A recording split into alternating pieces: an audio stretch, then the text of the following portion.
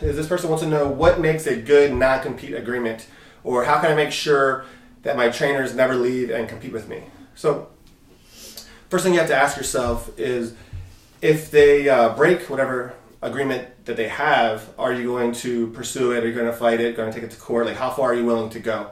That way you know ahead of time what your intentions are with the agreement, what you're trying to do, what you're trying to get out of it. For me, when it comes down to it, I'm not going to spend all the negative energy, going after that trainer. If they don't do what they said they were going to do, what we agreed on, I'm not going to spend all that negative energy, all that money going after them. Whatever clients went with them, even if we were to win and they couldn't train them, the clients are the ones that are going to lose. So when a trainer leaves, the clients lose. So that's what you got to be careful about, is you don't want 5 clients that loved your business before, but love that trainer and want to go train with them, and then now that, and if you were to pursue it, legally they can't train with that trainer or whatever, and then they're going to blame you and your business. You're going to get a lot of bad reviews. They're going to tell a lot of bad, people. So the clients always lose when a trainer, leaves and you don't let them go.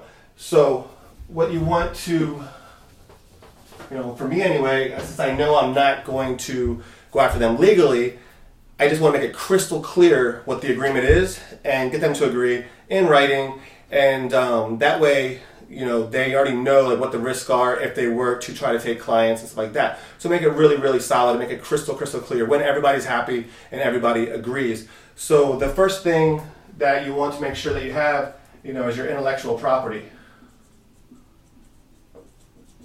So in your employee handbook, which I recommend everybody have, you want to list all of your intellectual property, all of your proprietary, information. So that way, when they sign that employee handbook, they're acknowledging that they know what your intellectual property is, like what your trade secrets are, what they're learning from you that they're not allowed to, discuss to anybody else outside of your, organization. You're entrusting, what makes your business, successful to them, and you make sure that they know how important that is, and make it a big deal. And things in here that you want to list as intellectual property is obviously your client list, your email list, because trainers don't really know much about business or about what's appropriate, what's not. It's a lot of emotions involved. They get relationships with clients, and then the client wants to come to them. They feel bad saying no. So there's a lot of factors that go into it when a trainer leaves and a client wants to go with them. So you just got to make it crystal clear what is intellectual property, what is your trade secrets, what they can and can't do with that information. So it could even be, your workout program. If you have a system that's unique to you and you're teaching to them to be able to train your clients, you don't want them going on the street and running the same exact program that they learned from you.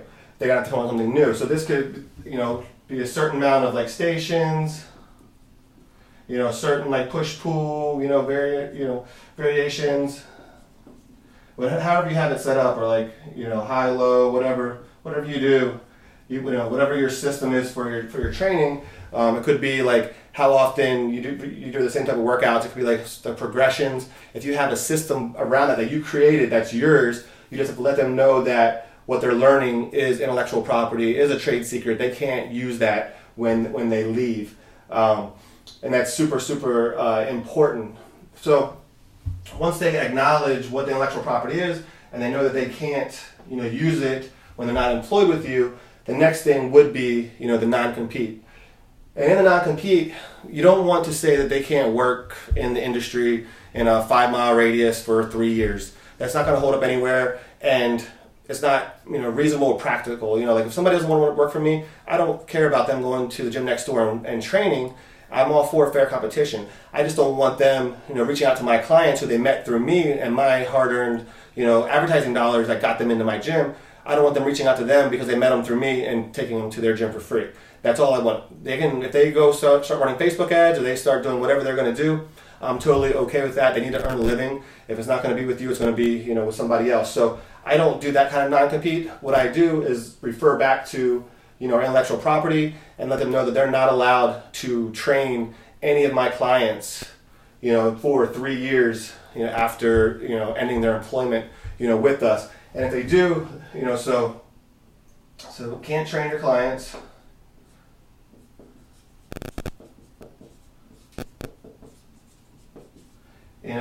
And we put on there, can't train clients for 3 years after termination. And if they do, it's $1,000 per occurrence.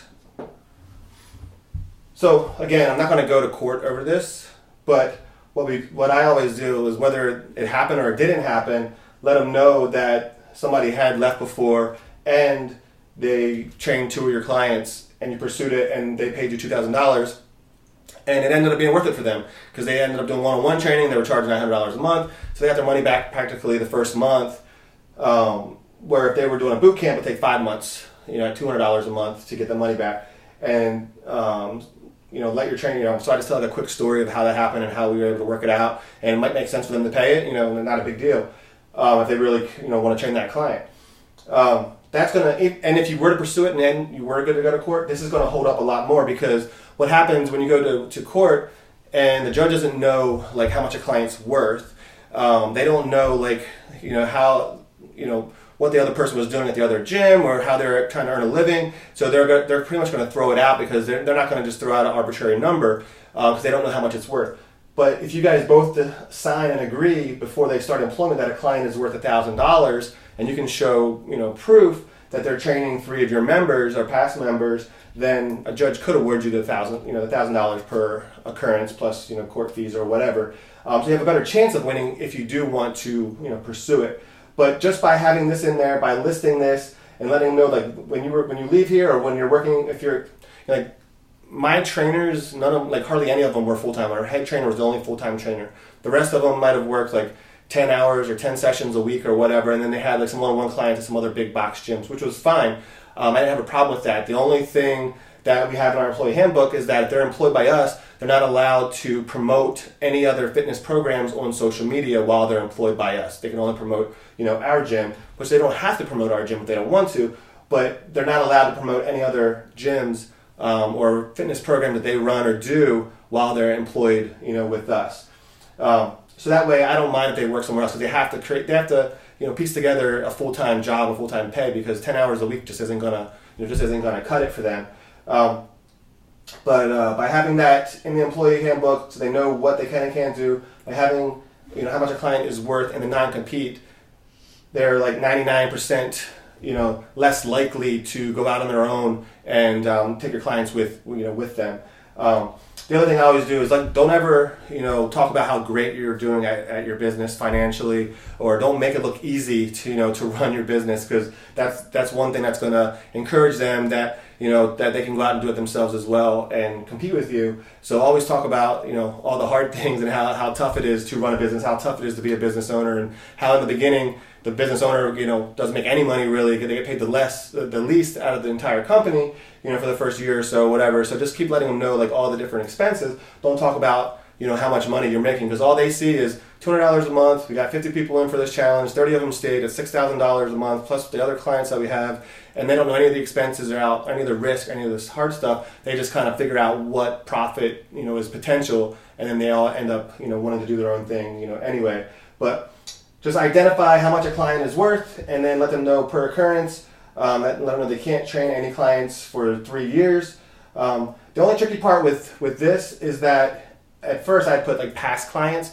Well, they don't know who past clients are, and the only thing is that if you can prove that they solicited them through Facebook or something like that, then you could call them out on this. But if somebody trained with you a year ago, and then the person canceled their membership a month before the person was hired, and they ended up meeting them through another gym, and then you saw them training on Facebook or whatever, you can't go trying to get the $1,000 from them. But for me, I always just want to cut ties as quick as possible, and move forward in a positive environment, try to get new clients. If they take 2 or 3, I might, just send one message or one phone call, just let them know that I know and that you expect them to do the right thing and pay. If they don't, then just wish them well and move forward, and that's going to be your best bet when it comes to a non-compete.